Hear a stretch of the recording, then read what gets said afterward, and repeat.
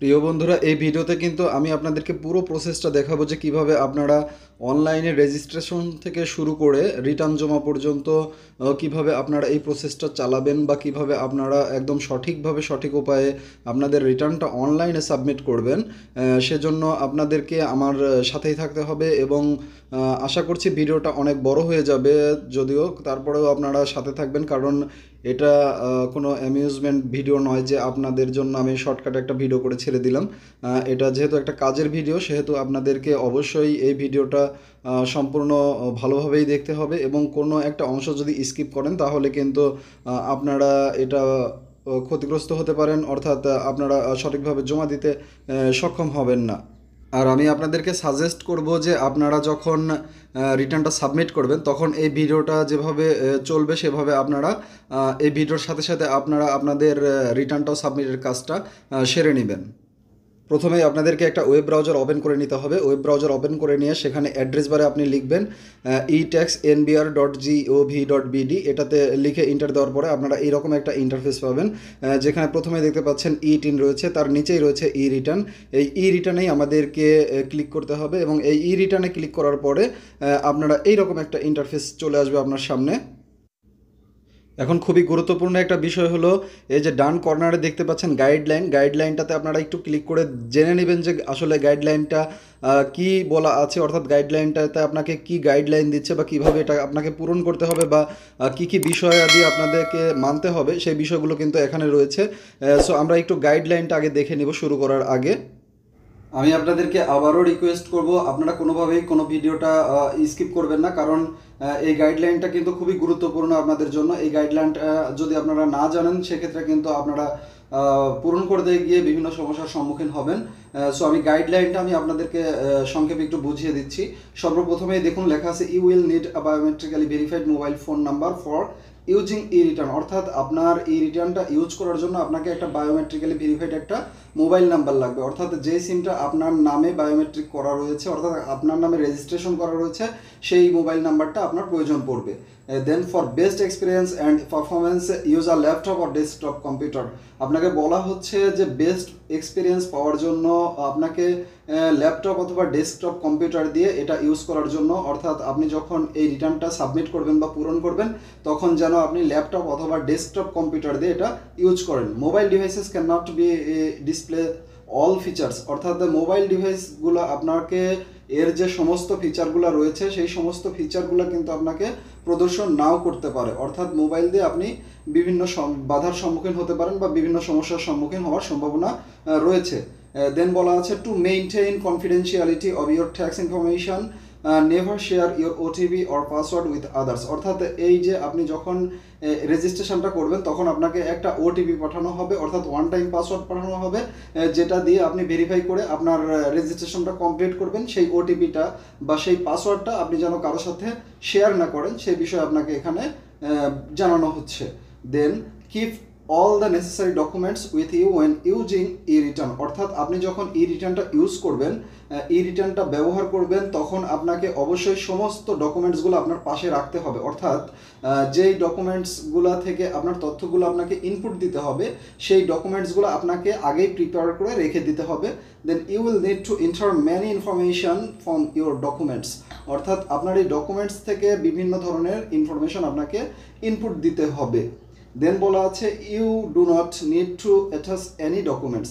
এটা কিন্তু খুবই একটা ভালো কথা এখানে বলা রয়েছে, যেটা আপনার জন্য খুবই ভালো, কারণ এখানে বলা হচ্ছে যে আপনাকে কোনো ডকুমেন্টস অ্যাটাচ করতে হবে না, অর্থাৎ এই রিটার্নটা পূরণের ক্ষেত্রে আপনাকে জাস্ট শুধু ইনফরমেশনগুলো দিয়ে আপনাকে ইন্টার দিয়ে দিলেই কাজ হয়ে যাবে, সাবমিট করে দিলেই কাজ হয়ে যাবে। এর জন্য আপনাকে কোনো ডকুমেন্টসগুলো রাখতে হবে না বা ডকুমেন্টসগুলো অ্যাটাচ করতে হবে না, কিন্তু ডকুমেন্টসগুলো রাখতে হবে। কেন রাখতে হবে? যদি ভবিষ্যতে আপনার এই টিন সার্টিফিকেটের এগেনস্টে যে আপনি রিটার্নটা দাখিল করলেন, এই রিটার্নের ক্ষেত্রে যদি কোনো অসঙ্গতি পায় আয়কর অফিস বা কোনো রকম কোনো তারা সন্দেহ করে, সাসপেক্টেড করে, সেই ক্ষেত্রে কিন্তু আপনার কাছে এই যে আপনি যে রিটার্নটা সাবমিট করলেন এটা কোন ডকুমেন্টসের ভিত্তি করে, কোন ডকুমেন্টসের উপরে ভিত্তি করে বা কোন ডকুমেন্টসকে বেজ করে আপনি এটা সাবমিট করলেন, সেটা কিন্তু আপনার কাছে তারা জানতে চাইতে পারে বা আপনার কাছে সেটা তলব করতে পারে। এখানে কিন্তু বলেই দিয়েছে দেখুন যে you do not need to attach any documents, just fill in the relevant fields and keep related documents with you for any future reference। অর্থাৎ ভবিষ্যতে ব্যবহারের জন্য এটা আপনাকে অবশ্যই প্রিজার্ভ করতে হবে, সংরক্ষণ করতে হবে। দেন বলা আছে all computations in e return will be based on your inputs. অর্থাৎ এইখানে আপনার যে ক্যালকুলেশনটা হবে, ইনকাম ট্যাক্স যে ক্যালকুলেশনটা হবে বা রিটার্নটা যে ক্যালকুলেশন হয়ে আপনাকে প্রদর্শন করবে, সেটা কিন্তু আপনি যে তথ্যগুলো প্রদান করবেন সেই তথ্যগুলোর উপরে ভিত্তি করেই কিন্তু আপনার এই কম্পিউটেশনটা অ্যালোকেট করা হবে। Then and will be suggestive figures, এবং আপনাকে যে সাজেস্টিভ ফিগারটা দেওয়া হবে সেটাও এই আপনার এই ইনপুটের উপরে ডিপেন্ড করে। You have the option of edit any system calculation if your own calculations differ.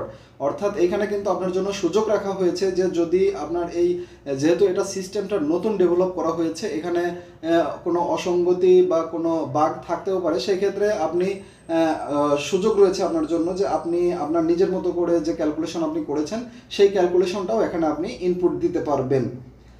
দেন বলা হচ্ছে, দেখুন এটা কিন্তু হাইলাইট করা রয়েছে ব্লু কালার দিয়ে, যে if you have any source tax or advance tax payment, যদি আপনি কোনো সোর্স ট্যাক্স বা উচ্চে কর বা অগ্রিম আয়কর পরিশোধ করে থাকেন, online filing may not provide credit at this moment. অর্থাৎ যে পরিমাণ আপনি জমা করেছেন টাকা, পূর্বেই জমা করে রেখেছেন বা পূর্বেই আপনার থেকে কেটে রাখা হয়েছে, সেই টাকাটা এখানে প্রদর্শন করবে না।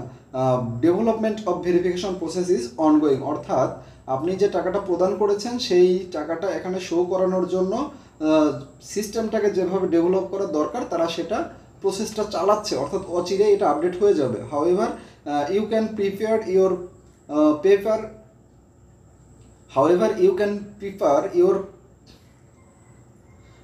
you can prepare your paper return using e-return system। যাই হোক, আপনি আপনার ই রিটার্নটা আপনি এই সিস্টেমটা ইউজ করে ই রিটার্নটা আপনি সাবমিট করতে পারবেন, এতে কোনো সমস্যা নেই। When preparing return you can use system help by putting cursor on sign. আপনারা এই যে পাশের যে ওয়ার্ড চিহ্নটা দেখতে পাচ্ছেন, এই ওয়ার্ড চিহ্নটার উপরে আপনারা যদি ক্লিক করেন তাহলে আপনাদের যদি কোনোটা ফিল্ড সম্পর্কে বা কোথায় আপনি কি পূরণ করবেন সে সম্পর্কে যদি কোনো আপনার কনফিউশন হয়, তাহলে আপনারা ওই ওয়ার্ড চিহ্নের উপরে যদি কার্সারটা রাখেন তাহলে আপনাকে দেখিয়ে দিবে যে আসলে ওইটার মিনিংটা কি বা ওইখানে আপনাকে কি ইনপুট দিতে হবে। তো চলুন বন্ধুরা, আমরা চলে যাই মূল পর্বে আমাদের, যে আমরা যে রিটার্নটা সাবমিট করব সেই প্রসেসটাতে চলে যাচ্ছি এখন। শুরুতেই আমাদেরকে সাইন আপ করে নিতে হবে, অর্থাৎ আমাদেরকে রেজিস্ট্রেশন করে নিতে হবে এই ই রিটার্নটা ইউজ করার জন্য, এই সিস্টেমটা ইউজ করার জন্য। এখন এটার জন্য এই যে একদম উপরে দেখতে পাচ্ছেন এইখানে আপনাদের যে টিন সার্টিফিকেট নাম্বারটা রয়েছে সেই টিন সার্টিফিকেট নাম্বারটা আপনাদেরকে বসিয়ে দিতে হবে। আমি আমার টিন সার্টিফিকেট নাম্বারটা বসিয়ে দিচ্ছি। দেন এই যে নিচে এসে এইখানে আপনার রেজিস্টার্ড যে মোবাইল নাম্বারটা রয়েছে বায়োমেট্রিক ভেরিফাইড, সেই মোবাইল নাম্বারটা আপনাকে এখানে বসিয়ে দিতে হবে। এইখানে আমি আমার মোবাইল নাম্বারটা বসিয়ে দিচ্ছি। দেন এইখানে নিচে আপনারা দেখতে পাচ্ছেন যে ক্যাপচাটা, এই যে সাইডে যে ক্যাপচাটা আপনারা দেখতে পাচ্ছেন ওই ক্যাপচাটা আপনারা এখানে লিখে দিবেন। যদি এই ক্যাপচাটা আপনাদেরকে বুঝতে সমস্যা হয় তাহলে এই যে পাশের যে রিফ্রেশ বাটনটা রয়েছে ওই রিফ্রেশ বাটনটাতে যদি আপনি ক্লিক করেন তাহলে আপনার আবার নতুন ক্যাপচা তারা প্রদর্শন করবে। সেই ক্যাপচাটা দেখে আপনি এখানে ক্যাপচাটা বসিয়ে দিবেন।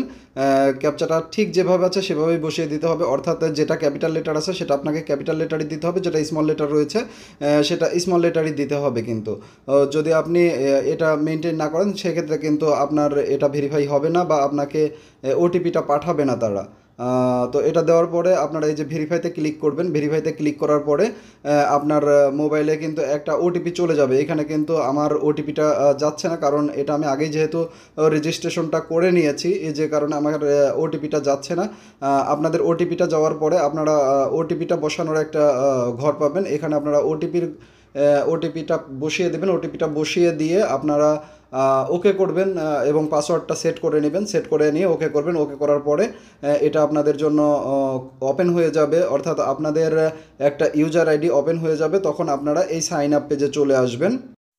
এখানে এসে এখানে আবার আপনাদের টিন নাম্বারটা এবং যে পাসওয়ার্ডটা সেট করেছেন সেই পাসওয়ার্ডটা ইউজ করে আপনাদেরকে কিন্তু সিস্টেমে ঢুকতে হবে। এবং সিস্টেমে ঢোকার জন্য এই যে আমি আমার টিন সার্টিফিকেট নাম্বারটা এখানে দিয়ে দিচ্ছি, যেই টিন সার্টিফিকেট নাম্বারটা দিয়ে আমি রেজিস্ট্রেশন করলাম এবং এইখানে আমি পাসওয়ার্ডটাও দিয়ে দিলাম। পাসওয়ার্ডটা দিয়ে দেওয়ার পরে আপনারা এই যে নিচে আবার দেখতে পাচ্ছেন যে এইখানে কিন্তু আবার সেই ক্যাপচা আমাদেরকে দিতে হবে। তো এই ক্যাপচাটা আপনাদেরকে সঠিকভাবে টাইপ করতে হবে। আমি এখানে যে ক্যাপচাটা দেখতে পাচ্ছি সেই ক্যাপচাটা হুবহু আমি এখানে লিখে দিচ্ছি। লিখে দিয়ে আমাকে সাইন ইনে ক্লিক করতে হবে। অর্থাৎ আপনারা ক্লিক করবেন সাইন ইনে ক্লিক করার পরে এরকম একটা নতুন পেজ আপনার ওপেন হয়ে যাবে। এখন আপনি একটা নতুন রাজ্যে এন্টার করেছেন, যেখানে এখন আপনি আপনার রাজ্যের মালিক। অর্থাৎ এই যে আপনি আমাকে দেখতে পাচ্ছেন একদম ডান কোনায় আমার নাম এবং আমার ছবি চলে এসেছে। অর্থাৎ এইখানে আপনার ছবি এবং আপনার নামও চলে আসবে। আর এই পেজেই কিন্তু আমাদের মূল কাজ করতে হবে। এখান থেকেই আমরা ইনকাম ট্যাক্স রিটার্নের তথ্যগুলো পূরণ করব এবং এখান থেকেই আমরা সাবমিট করব। এখান থেকেই আমাদের শুরু, এখান থেকেই আমাদের শেষ হবে। তো চলুন আমরা এখন শুরু করি। এখন একদম বাম কর্নারে চলে আসুন, হোমের নিচেই রয়েছে রিটার্ন সাবমিশন। এই রিটার্ন সাবমিশনে আপনাকে ক্লিক করতে হবে। এখানে রিটার্ন সাবমিশনে ক্লিক করার পরে একটা নতুন পেজ ওপেন হবে, অর্থাৎ আপনার ডাটা ফিল্ডগুলো ওপেন হয়ে যাবে। এখন এই ডাটা ফিল্ডগুলো দেখে দেখে আপনাকে পূরণ করতে হবে এই তথ্যগুলো। তাহলে আপনাকে কি কি পূরণ করতে হবে সেই বিষয়গুলোতে আমরা এখন চলে আসি। শুরুতে এখানে রিটার্ন স্কিম, এটা আপনাকে সিলেক্ট করতে হবে। অর্থাৎ এখানে আপনার কোনো অপশন নেই ইউনিভার্সাল সেলফ এখানে, বা যেটা বলা হয় হচ্ছে স্বনির্ধারণী। বাংলাদেশে আসলে স্বনির্ধারণী এই যে রিটার্ন সিস্টেমটা রয়েছে সেটাই রয়েছে। অর্থাৎ আপনার রিটার্নটা আপনি নিজেই আপনার অ্যাসেস করবেন আপনার যে কী পরিমাণ ইনকাম ট্যাক্স দিতে হবে। দেন এইখানে ইনকাম ইয়ারটাও কিন্তু 2021-22 এটাই পাবেন, এর বিকল্প কোনো অপশন এখানে দেওয়া নেই আসলে। আর 21-22ই হবে, কারণ গত অর্থ বছরেরটা আমরা এই অর্থ বছরে অ্যাসেস করছি, এ কারণে এটা 2021-22 হবে। এখন দেখুন ইনকাম অর্থাৎ কত তারিখ থেকে আমাদের এই ইনকাম ইয়ারটা শুরু হবে।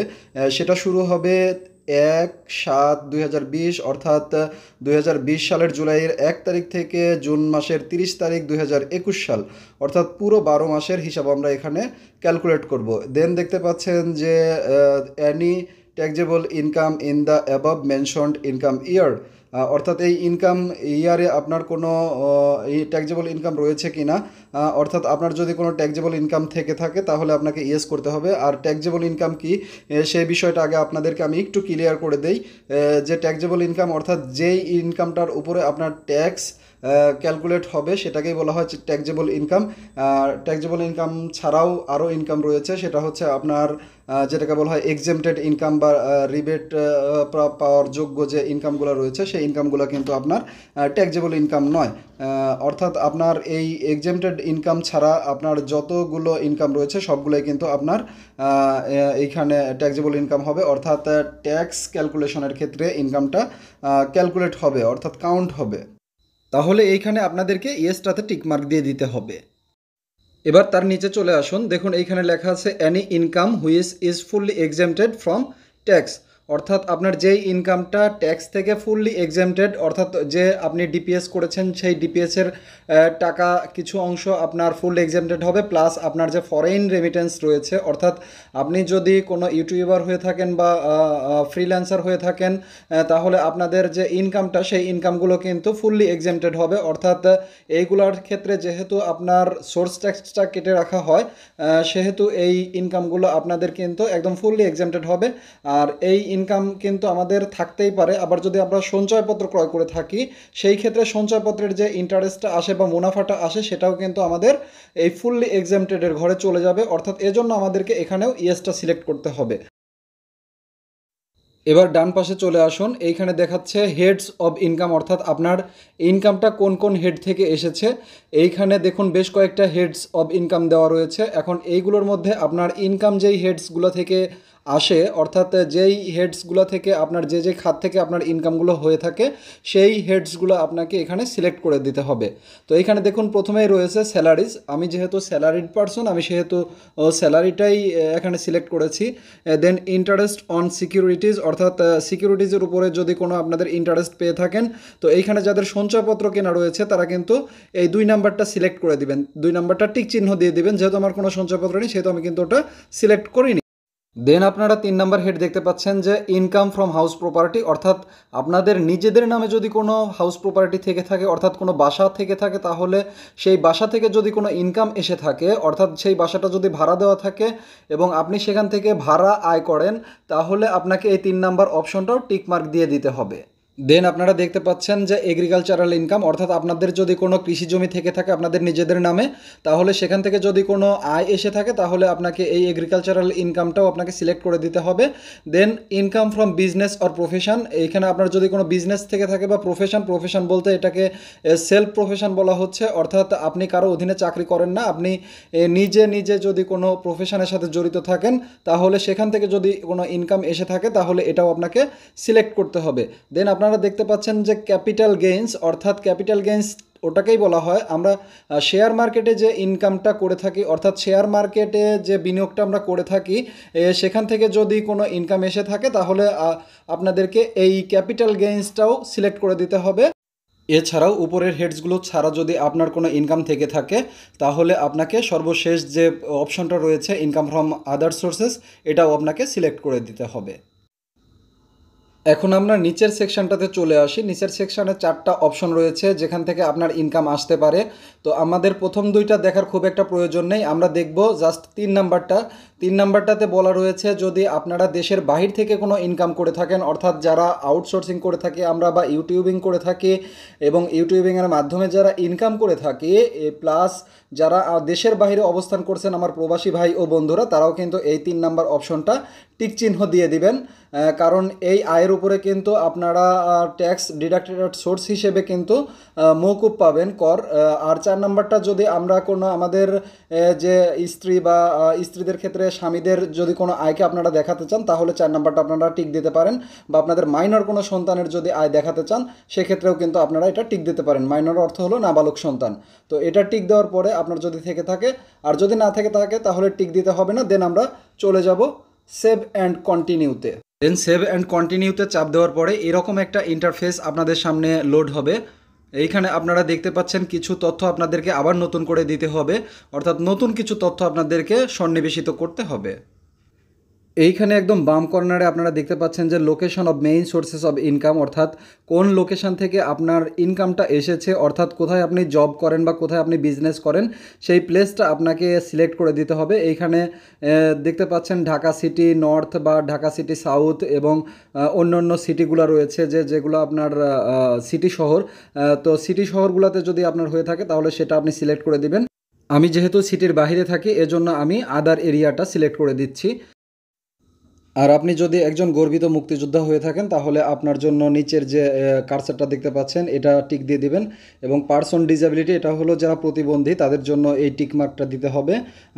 আর এর নিচে যেটা রয়েছে সেটা হলো প্রতিবন্ধীর যারা অভিভাবক রয়েছেন তাদের জন্য এই নিচের এটাতে টিক মার্ক দিতে হবে। এখন আপনাদের ইনভেস্টমেন্টের উপরে যদি আপনারা রিবেট চেয়ে থাকেন তাহলে ইয়েসটা টিক দিয়ে দেবেন। এখানে অবশ্যই সবসময় ইয়েস টিক দেবেন, কখনোই নো টিক দিবেন না। দেন শেয়ার হোল্ডার্স, অর্থাৎ আপনি কোনো শেয়ার হোল্ডার কিনা বা কোনো ডিরেক্টর কিনা কোনো কোম্পানির যদি হয়ে থাকেন তাহলে আপনাকে ইয়েস দিতে হবে, আর না হলে আপনাকে নো দিতে হবে। এখন চলে আসি একদম ডান কর্নারে। এইখানে দেখতে পাচ্ছেন যে আইটি 10-এর বি রিকোয়ারমেন্ট, অর্থাৎ ইনকাম ট্যাক্স 10-এর বি যে ফর্মটা রয়েছে, অর্থাৎ দায় এবং সম্পদ সংক্রান্ত তথ্য যেই বিবরণী আমাদের দিতে হয় সেই বিবরণী সংক্রান্ত যে তথ্যগুলো রয়েছে সেই রিকোয়ারমেন্টগুলো আমাদেরকে এখানে পূরণ করতে হবে। প্রথমে দেখতে পাচ্ছেন গ্রোজ ওয়েলথ ওভার 40 লাখ, অর্থাৎ আমি আমার আগের ভিডিওতে যে বলেছিলাম যে 40 লাখের যদি নিচে থাকে তাহলে আপনারা এক পাতার ফর্মটা দাখিল করতে পারবেন। তো এইখানে আপনার জানতে চাওয়া হচ্ছে যে আপনার টোটাল সম্পদটা 40 লাখ ক্রস করে কিনা বা 40 লাখ ওভার কিনা। যদি না হয় তাহলে আপনারা নো দিবেন, আর হলে ইয়েস দিবেন। আর যেহেতু এটা আপনাদের জিরো রিটার্ন এক্ষেত্রে আপনারা অবশ্যই নোটাই এখানে সাবমিট করবেন, নোটাই ক্লিক করবেন। দেন আপনি যদি কোনো মোটর গাড়ি ওন করে থাকেন, এখানে মোটর গাড়ি বলতে কিন্তু মোটর সাইকেলকে বোঝাবে না, মোটর সাইকেল বাদে যদি কোনো আপনার প্রাইভেট কার থেকে থাকে বা বাস ট্রাক বা ওই জাতীয় কোনো গাড়ি থেকে থাকে তাহলে এখানে আপনাকে ইয়েসটা ক্লিক করতে হবে। আর যদি না থাকে কোনো গাড়ি ওই জাতীয় তাহলে আপনি নো ক্লিক করবেন। দেন হাউস প্রপার্টি আপনার রয়েছে কিনা কোনো, অর্থাৎ ইন সিটি কর্পোরেশন, অর্থাৎ আপনার সিটি শহরগুলোতে কোনো হাউস প্রপার্টি রয়েছে কিনা বা বাড়ি রয়েছে কিনা, থাকলে আপনি ইয়েস করবেন, না থাকলে নো করবেন। নিচে দেখতে পাচ্ছেন আইটি 10-এর B is not mandatory still want to submit, অর্থাৎ আপনার জন্য আইটি 10-এর বিটা ম্যান্ডেটরি না, এখন কি আপনি রিটার্নটাকে সাবমিট করতে চাচ্ছেন, অর্থাৎ আপনি এই রিটার্নটাকে প্রসিড অন করতে চাচ্ছেন কিনা। যদি চান তাহলে আপনি ইয়েস দেবেন, আর যদি না চান তাহলে নো দেবেন। নো দিলে আপনাকে আইটি 10-এর বিতে যে তথ্যগুলো সন্নিবেশিত করতে হয়, যে তথ্যগুলো প্রদান করতে হয়, সেই তথ্যগুলো কিন্তু আপনার কাছে এই সিস্টেম চাবে এবং এইখানে আপনাকে ইনপুট দিতে হবে। তো আমরা যেহেতু জিরো রিটার্ন দাখিল করব, জিরো রিটার্ন দাখিল করার জন্য আমরা এইখানে নোটা দিব না, কারণ নোটা দিলে আমাদেরকে অযথা অনেকগুলো তথ্য নতুন করে সাবমিট করতে হবে, যেটা আমাদের জন্য ঝামেলার। এই জন্য আমরা নোটা দিব না, আমরা ইয়েসটা দিয়েই ওকে করে দিব। তবে হ্যাঁ, যারা বেশি স্বচ্ছ থাকতে চান তারা এখানে নোটা দিয়ে তাদের তথ্যগুলো সন্নিবেশিত করে দিতে পারেন, এটা বেটার। এখন আমরা ডান পাশে একদম নিচের দিকে এসে সেভ অ্যান্ড কন্টিনিউতে চাপ দিয়ে আমরা পরবর্তী স্টেপে চলে যাব। এখন যে নতুন পেজটা আসবে এই পেজটাতে আপনাকে জব রিলেটেড ইনফরমেশনগুলো দিতে হবে। সর্বপ্রথমেই আপনার এমপ্লয়মেন্ট টাইপটা দিতে হবে, অর্থাৎ আপনি কোন জাতীয় চাকরি করেন। এইখানে গভর্নমেন্ট জব রয়েছে, গভর্নমেন্ট জবের আবার দুইটা ভাগ রয়েছে। একটা হলো আপনার যারা আইবাসে বেতন তুলেন, অর্থাৎ স্বয়ংক্রিয় যে গভর্নমেন্টের যে ট্রেজারি অফিসের যে সফটওয়্যারটা রয়েছে আইবাস প্লাস প্লাস, এই সফটওয়্যারের মাধ্যমে যাদের স্যালারি ঢুকে তারা এটা সিলেক্ট করবেন। আর এমন অনেকেই রয়েছেন যারা স্বায়ত্তশাসিত প্রতিষ্ঠানে চাকরি করেন বা গভর্নমেন্ট চাকরি করেন, কিন্তু আপনাদের বেতন আইবাস প্লাস প্লাসে হয় না, যেমন আমার হয় না, আমি এজন্য এটা সিলেক্ট করে দিচ্ছি এখানে। দেন যাদের প্রাইভেট জব বা অন্যান্য জব তারা এখান থেকে ওই অনুযায়ী এটা একটা সিলেক্ট করে দিবেন আর কি। দেন নিচের ঘরটাতে নেম অফ দ্য এমপ্লয়ার, অর্থাৎ আপনি কোন প্রতিষ্ঠানে চাকরি করেন প্রতিষ্ঠানের নামটা লিখে দিতে হবে এবং তার নিচে আপনার ডেজিগনেশনটা, অর্থাৎ আপনি কোন পদে চাকরি করেন আপনার পদের নামটা ওখানে লিখে দিতে হবে। এখন আপনাদেরকে একটু নিচে চলে আসতে হবে। এখানে দেখতে পাচ্ছেন পার্টিকুলার্সের নিচেই রয়েছে বেসিক পে। বেসিক পেটা কিন্তু আপনি গত 12 মাসে যে বেসিক পেমেন্টটা পেয়েছেন, অর্থাৎ একটা বেসিক গুণন 12 যে পরিমাণ টাকা আসবে সেই পরিমাণ টাকা আপনি ওখানে বসিয়ে দেবেন। দেন হাউস রেন্ট অ্যালাউন্স, অর্থাৎ পুরো এক বছরে আপনি হাউস রেন্ট অ্যালাউন্স বাবদ কত টাকা পেয়েছেন সেটা বসিয়ে দেবেন। দেন মেডিকেল অ্যালাউন্স প্রত্যেকটা সরকারি কর্মচারীদের জন্য সমান, অর্থাৎ 12 মাসে 18,000 টাকা আসবে এবং বেসরকারি যারা প্রতিষ্ঠান ভেদে তাদের যে পরিমাণ আসবে তারা আপনারা এখানে বসিয়ে দিতে পারবেন। দেন এইখানে আপনারা দেখতে পাচ্ছেন যে বাংলা নববর্ষ উপলক্ষে আমরা যে ভাতা পেয়ে থাকি, সেই ভাতা কত টাকা আপনি পেয়ে থাকেন সেই ভাতার পরিমাণটা আপনি এখানে বসিয়ে দিবেন।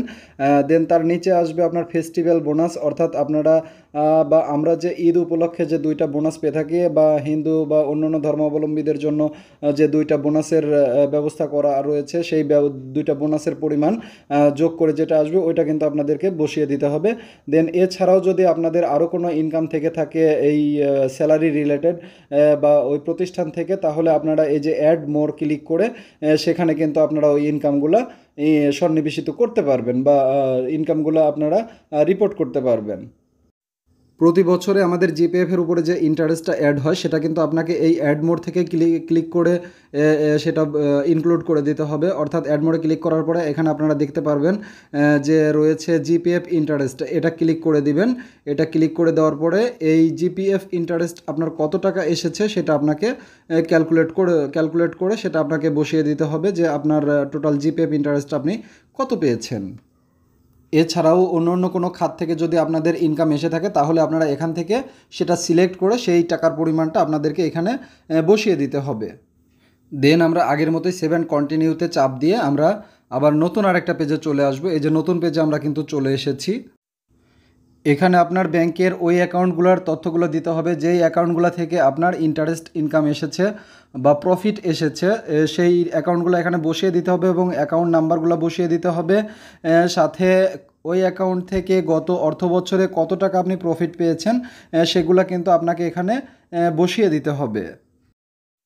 এইখানে আপনারা দেখতে পাচ্ছেন আমি আমার একটা ব্যাংকেরই 3টা অ্যাকাউন্ট অর্থাৎ 3টা ডিপিএস রয়েছে আমার। যে 3টা ডিপিএসের প্রফিটের পরিমাণ কিন্তু আমি বসিয়ে দিয়েছি যে আমি গত অর্থ বছরে কোন অ্যাকাউন্টে কত টাকা প্রফিট পেয়েছি, এবং এইখানে দেখতে পাচ্ছেন যে টোটালটা কিন্তু এখানে চলে এসেছে, অর্থাৎ 3টা অ্যাকাউন্ট মিলে আমি কত টাকা প্রফিট পেয়েছি সেটা আমাকে এখানে শো করছে। এখন আমরা আবার 7 কন্টিনিউতে ক্লিক করে আমরা পরবর্তী পেজে চলে যাব। এখন যে নতুন পেজটা ওপেন হয়েছে এই পেজটা কিন্তু শুধুমাত্র আমাদের ট্যাক্স এক্সামটেড যে ইনফরমেশনগুলো রয়েছে, অর্থাৎ কি কি আমাদের যে বিনিয়োগ রয়েছে, কি কি বিনিয়োগ থেকে আমরা ট্যাক্স এক্সামশন পেতে পারি সেই তথ্যগুলো কিন্তু আমাদেরকে এখানে সিলেক্ট করতে হবে। এখানে কিন্তু আপনারা অনেক কিছু পাবেন, সেখান থেকে আপনাদেরকে সিলেক্ট করে দিতে হবে। যখন আপনি ব্যাংক সিলেক্ট করবেন তখন কিন্তু আপনার যে ডিপিএসের যে আপনার তথ্যগুলো দিয়েছেন সেগুলো কিন্তু অটোমেটিক্যালি চলে আসবে। এছাড়াও আপনার সঞ্চয়পত্র বা আপনার জিপিএফ ফান্ডে যে আপনার কন্ট্রিবিউশন সেটাও কিন্তু আপনার ট্যাক্স এক্সামটেডের ক্ষেত্রেই চলে যাবে, অর্থাৎ ট্যাক্স এক্সামশন আপনি ওগুলোর উপরে পেয়ে যাবেন। তো এইখানে যার জন্য যেটা প্রযোজ্য সেটা পূরণ করে দিবেন, সেটা সিলেক্ট করবেন। সিলেক্ট করার পরে যে ডাটা ফিল্ডটা আসবে সেখানে আপনারা তথ্যগুলো ইনপুট দিয়ে দিবেন। এইখানে দেখতে পাচ্ছেন ডিপোজিট পেনশন স্কিম, যেটা আমার রয়েছে 3টা, সেটা আমি এখানে সিলেক্ট করেছি এবং 3টাতে আমি গত অর্থ বছরে কত টাকা জমা দিয়েছি টোটাল 12 মাসে সেই তথ্যগুলো কিন্তু আমি এখানে বসিয়ে দিয়েছি, এবং এর কারণে কিন্তু আমি এখানে 60,000 টাকা পর্যন্ত ট্যাক্স এক্সামশন পাবো। আমি কিন্তু এই যে আপনারা একদম ডান কর্নারে দেখতে পাচ্ছেন যে অ্যাশ কালারের যে ঘরগুলো রয়েছে 3টা, এই ঘরগুলোতে কিন্তু দেখাচ্ছে যে আমি কত টাকা এক্সামশন পেয়েছি। 2টা অ্যাকাউন্ট থেকে আমার টোটাল 60,000 আমি এক্সামশন পেয়েছি। দেন তার নিচে আপনারা দেখতে পাচ্ছেন অ্যাপ্রুভড সেভিংস সার্টিফিকেট, অর্থাৎ যাদের সঞ্চয়পত্র ক্রয় করা রয়েছে তাদেরকে কিন্তু অবশ্যই এইখানে তথ্যটা দিতে হবে। তথ্যটা দেওয়ার জন্য এইখানে আপনারা টিক মার্ক দিবেন। টিক মার্ক দিলে এইখানে আপনার সঞ্চয়পত্রের তথ্যগুলো চাবে, অর্থাৎ সঞ্চয়পত্রের নাম্বার বা আদার্স রিলেটেড যে ইনফরমেশনগুলো রয়েছে, কত টাকার সঞ্চয়পত্র টোটাল ইনফরমেশনগুলো কিন্তু আপনাদেরকে এইখানে বসিয়ে দিতে হবে। দেন আপনারা দেখতে পাচ্ছেন যে জেনারেল প্রভিডেন্ট ফান্ড অর্থাৎ জিপিএফে আমি টোটাল কত টাকা জমা দিয়েছি গত অর্থ বছরে সেটা আমাকে এখানে বসিয়ে দিতে হবে। এইখানে জিপিএফের টাকা কিন্তু টোটালি ফুললি এক্সামটেড, অর্থাৎ জিপিএফে আপনি যত টাকা জমা দিবেন ওই টাকাটার উপরে কিন্তু কোনো ট্যাক্স ক্যালকুলেট হবে না। দেন আপনারা দেখতে পাচ্ছেন যে বেনেভোলেন্ট ফান্ড, অর্থাৎ আমরা কল্যাণ তহবিলে যে 100-200 করে জমা দেই যে টাকাটা, সেইটা কিন্তু এখানে আপনাদেরকে দেখাতে হবে। এই টাকাটাও কিন্তু ফুললি এক্সামটেড, একদম নিচের দিকে দেখতে পাচ্ছেন। এখন নিচের দিকে আপনারা একদম ডান কর্নারে দেখতে পাচ্ছেন যে total allowable investment for rebate, অর্থাৎ টোটাল রিবেটের জন্য অ্যালাউয়েবল কত টাকা এসেছে সেটা কিন্তু আপনারা এইখানে দেখতে পাচ্ছেন। তো এটা দেখার পরে আপনারা এইখানে 7 কন্টিনিউতে চাপ দিয়ে আমরা পরবর্তী স্টেজে চলে যাব। আপনারা দেখতেই পাচ্ছেন যে এই পেজে আপনাদেরকে আপনাদের এক্সপেন্ডিচার রিলেটেড অর্থাৎ আপনাদের ব্যয় রিলেটেড তথ্যগুলো আপনাদেরকে এখানে ইনপুট দিতে হবে, অর্থাৎ গত 12 মাসে, গত অর্থ বছরের 12 মাসে আপনি টোটাল যে পরিমাণ টাকা খরচ করেছেন, এই যে এখানে কিছু খাত দেওয়া রয়েছে এই খাতগুলোতে সেইগুলো আপনাদেরকে সঠিকভাবে ইনপুট দিয়ে দিতে হবে। এই যে বাম পাশে একদম উপরের কর্নারে দেখতে পাচ্ছেন IT trainer B is not mandatory for you still want to submit, এইখানে ইয়েস করা রয়েছে, ইয়েসটাকে আপনি নো করে দিবেন। তাহলে আপনি এই যে নিচে যে বিস্তারিত হেডগুলো দেখতে পাচ্ছেন এক্সপেন্সের, এই বিস্তারিত তথ্যগুলো আপনাকে দিতে হবে না, আপনাকে জাস্ট টোটাল এক্সপেন্সটা বসিয়ে দিতে হবে। এই যে আপনারা নোটা সিলেক্ট করে দিন, একটু নোটা সিলেক্ট করে দেখতে পারবেন যে আপনাদের জাস্ট একটা ঘর চলে আসবে সামনে। তাহলে এইখানে আপনারা টাকার অঙ্ক বসানোর যে ঘরটা দেখতে পাচ্ছেন, এই যে অ্যামাউন্ট, এইখানে কিন্তু আপনার যে টোটাল এক্সপেন্সটা হয়েছে গত অর্থ বছরের সাথে এই অর্থ বছরে যদি আপনি কোনো ইনকাম ট্যাক্স জমা দিয়ে থাকেন, কোনো টাকা জমা দিয়ে থাকেন, তাহলে সেই টাকার অঙ্কটাও কিন্তু এইখানে যোগ হয়ে যাবে। আর যদি আপনারা কেউ বিস্তারিত দিতে চান তাহলে ব্যাকে গিয়ে আবার ওইখানে ইয়েসটাতে টিকমার্ক দিবেন। টিকমার্ক দিলে তাহলে আপনার নিচের অপশনগুলো চালু হয়ে যাবে, তখন ওগুলো আপনারা বসিয়ে দিয়ে আবার সামনে প্রসিড অন করবেন, অথবা আপনারা নো দিয়ে আপনারা জাস্ট শুধু টোটাল টাকার পরিমাণটা এখানে বসিয়ে দিলেও পারবেন। তারপর আমরা আগের মতোই 7 কন্টিনিউ দিয়ে চলে যাব পরের পেজে।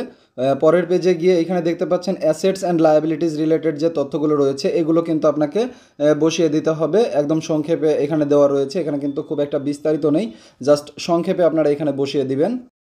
উপরের তথ্যগুলো ইনপুট দেওয়ার পরে একদম নিচে চলে আসবেন, নিচের দিকে এসে এখানে দেখতে পাবেন যে সামারিতে কিন্তু আপনাকে দেখাবে যে আপনি যে তথ্যগুলো ইনপুট দিয়েছেন, এবং এই ইনপুট দেওয়ার ফলে এই সিস্টেম কিন্তু একটা সামারি তৈরি করে নিয়েছে, যেই সামারিটা আপনার কাছে প্রদর্শন করছে। অর্থাৎ এইখান থেকে আপনাকে মিলাই নিতে হবে যে আপনার এখানে যে সামারিটা শো করছে, অর্থাৎ অ্যাসেটস, লায়াবিলিটিস, বর্তমান আপনার টোটাল গত অর্থ বছরে কত খরচ গিয়েছে বা কত অ্যাড হয়েছে টোটাল কিন্তু এখানে দেখাচ্ছে। তো এটাই আপনাকে মিলিয়ে নিতে হবে যে আপনার নিজের যে ক্যালকুলেশনটা রয়েছে, অর্থাৎ আপনার ক্যালকুলেশনের সাথে এইটা ম্যাচ করছে কিনা।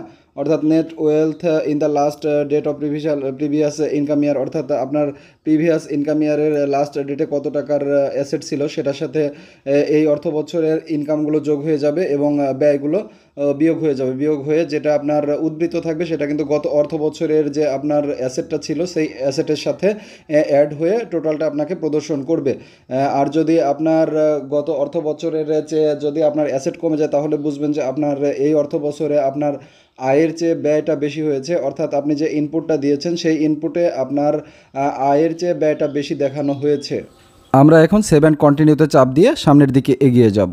এখন আমরা একদম ফাইনাল স্টেজে চলে এসেছি। এইখানে আপনি যে তথ্যগুলো প্রদর্শন করেছেন সেই তথ্যগুলো এখানে আপনাকে ডিসপ্লেতে দেখাচ্ছে। আপনার যে ইনকাম ট্যাক্স যদি এসে থাকে, যদি কোনো ইনকাম ট্যাক্স জমা দিতে হয় তাহলে সেটাও এখানে দেখাবে, এবং এখান থেকে দেখেই আপনি চাইলে এখান থেকে অনলাইনেও জমা দিয়ে দিতে পারবেন ইনকাম ট্যাক্সের টাকা। আর যদি না থাকে তাহলে সেক্ষেত্রে কিন্তু আপনাকে আর কোনো ইনকাম ট্যাক্সের টাকা জমা দিতে হবে না। এইখানে যে তথ্যগুলো শো করছে এই তথ্যগুলো আপনি একটু ভালো করে যাচাই করে নেবেন যে আপনি যে তথ্যগুলো দিয়েছেন সেগুলো সঠিকভাবে এখানে আসছে কিনা। যদি না এসে থাকে তাহলে আবার আপনাকে ব্যাক স্পেসে গিয়ে আপনাকে তথ্যগুলো আবার এডিট করে দিয়ে আবার এইখানে আসতে হবে। আমি দেখে নিচ্ছি যে আসলে আমার যে তথ্যগুলো আমি প্রদান করেছি সেই তথ্যগুলো সঠিকভাবে এখানে এসেছে কিনা। দেন তথ্যগুলো যদি সঠিক থাকে তাহলে আপনারা চলে আসবেন পেজের একদম নিচে। আমি যেই জায়গাতে এখন অবস্থান করছি এখানে আসবেন। এখানে এসে দেখবেন যে ট্যাক্স কম্পিউটেশন, এইখানে ট্যাক্স কম্পিউটেশনের ঘরে আপনাদের ট্যাক্সটা ক্যালকুলেটটা কিভাবে হয়েছে সেটা আপনারা দেখতে পারবেন। অর্থাৎ এইখানে দেখতে পাচ্ছেন যে আমি আমার ইনভেস্টমেন্টের উপরে কত টাকা রিবেট পেয়েছি গত অর্থ বছরে। আর এটা দেখার পরে আপনারা একদম নিচে চলে আসবেন। নিচে এসে দেখতে পারবেন যে এই যে income tax minimum income tax এখানে দেখতে পাচ্ছেন যে এই পাশে কিন্তু জিরো, অর্থাৎ আমার রিটার্ন কিন্তু জিরো রিটার্ন, অর্থাৎ আমাকে আর কোনো টাকা জমা দিতে হচ্ছে না, যেহেতু আমার ইনকাম ট্যাক্স জিরো চলে এসেছে অলরেডি। তো এটা নিয়ে আর আপনাদেরকে কোনো চিন্তা করতে হবে না। যখন আপনারা এখানে জিরো পেয়ে যাবেন তার মানে আপনার ইনকাম ট্যাক্স রিটার্নটা অনেকটাই সঠিক হয়েছে। অর্থাৎ আপনার যে ইনকাম ট্যাক্স ক্যালকুলেশন হয়েছে সেখানে কিন্তু আপনার কোনো কর নির্ধারণ করা হয় নাই আপনার উপর। দেন আপনারা সেভ অ্যান্ড কন্টিনিউ দিয়ে সামনের দিকে এগিয়ে যাবেন, অর্থাৎ ফাইনাল স্টেজে আপনাদেরকে চলে যেতে হবে। এখন যে পেজটা ওপেন হবে এই পেজটাতে আপনাকে সোর্স ট্যাক্স রিলেটেড তথ্যগুলো দিতে হবে। অর্থাৎ আপনার যদি কোনো সোর্স ট্যাক্স কর্তন করা হয়ে থাকে প্লাস আপনি যদি কোনো অগ্রিম আয়কর জমা দিয়ে থাকেন সেই তথ্যগুলো আপনাকে এখানে ইনপুট দিয়ে দিতে হবে। যেহেতু আমার ওই টাইপের কোনো কিছু নেই এজন্য আমি নো দিয়ে জাস্ট এই তথ্যগুলো স্কিপ করে চলে যাব পরবর্তী স্টেজে। তো বন্ধুরা আমরা কিন্তু একদম সর্বশেষ ধাপে চলে এসেছি। সর্বশেষ ধাপে এসে এইখানে আপনাকে জাস্ট ভেরিফাই করতে হবে, এই টিকমার্ক এখানে দিয়ে দিতে হবে যে আপনি যে তথ্যগুলো দিয়েছেন সেই তথ্যগুলো আপনার কনসেন্টে রয়েছে এবং আপনি এই তথ্যগুলো সঠিক দিয়েছেন। কোনো যদি ভুল দিয়ে থাকেন তাহলে বা কোনো যদি তথ্য হাইড করে থাকেন তাহলে আপনি শাস্তির আওতায় আসবেন। এই বিষয়গুলো এইখানে আপনাকে এই টিকমার্ক দেওয়ার মাধ্যমে নিশ্চিত করে আপনাকে সাবমিটে ক্লিক করে দিতে হবে। সাবমিটে ক্লিক করে দিলেই কিন্তু আপনারা দেখতে পাবেন এখন কি ঘটে যাচ্ছে। এইখানে আপনারা দেখতে পাচ্ছেন যে আপনাদের পুরো রিটার্ন কিন্তু এখানে ওপেন হয়ে গিয়েছে, অর্থাৎ আপনাদের রিটার্ন কিন্তু প্রস্তুত হয়ে গিয়েছে। আপনারা যে তথ্যগুলো দিয়েছেন সেই তথ্যগুলোর উপরে ভিত্তি করে এই রিটার্নটা আপনারা আরেকবার ভালো করে দেখে নেবেন। ভালো করে দেখে নিয়ে দেন আপনারা ভেরিফিকেশন অ্যান্ড সিগনেচারের এই বক্সে এসে এই যে বাম পাশে এই ভেরিফিকেশনটা টিকমার্ক দিয়ে জাস্ট সাবমিট রিটার্নে ক্লিক করে দিবেন।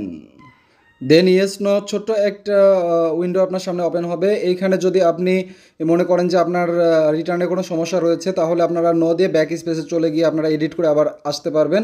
আর যদি মনে করেন যে না আপনার রিটার্নটা সঠিক রয়েছে এবং আপনি কনফিডেন্ট তাহলে ইয়েসটা ক্লিক করে রিটার্নটা সাবমিট করে দিবেন। Wow! What a splendid shot! আপনারা দেখতে পাচ্ছেন যে রিটার্ন সাবমিটেড সাকসেসফুলি। এইখানে আপনাকে একটা রেফারেন্স নাম্বারও দিয়ে দিয়েছে। অর্থাৎ কোন রেফারেন্স নাম্বারে আপনার এই টিনটা আর এগেইনস্টে আপনার রিটার্নটা জমা হলো সেটাও কিন্তু আপনাকে এখানে দিয়ে দিচ্ছে। তো এখন আমরা অ্যাকনলেজমেন্ট রিসিপ্টটা আমরা ডাউনলোড করে নিব। অর্থাৎ আমরা যে রিটার্নটা জমা দিলাম, আমাদের রিটার্নটা যে জমা হলো তার একটা অ্যাকনলেজমেন্ট স্লিপ আপনাকে দিবে এনবিআর। সেটা আমাদেরকে ডাউনলোড করে রেখে দিতে হবে বা প্রিন্ট করেও আপনারা ফাইলে রেখে দিতে পারেন। প্রিয় বন্ধুরা, আমাদের অ্যাকনলেজমেন্ট স্লিপ কিন্তু ইস্যু হয়ে গিয়েছে। এইখানে আপনারা নিচে ডাউনলোড মেনু থেকে ডাউনলোড করে রাখবেন। আর অবশ্যই এক কপি প্রিন্ট করে আপনাদের ইনকাম ট্যাক্সের যে ফাইল থাকবে সেই ফাইলের মধ্যে এটা সংরক্ষণ করে রেখে দিবেন। পরবর্তী অর্থ বছরগুলোতে বা পরবর্তীতে এটা যদি প্রয়োজন পড়ে আপনার, তাহলে যেন এটা আপনি খুঁজে পান সহজে বা ইউজ করতে পারেন।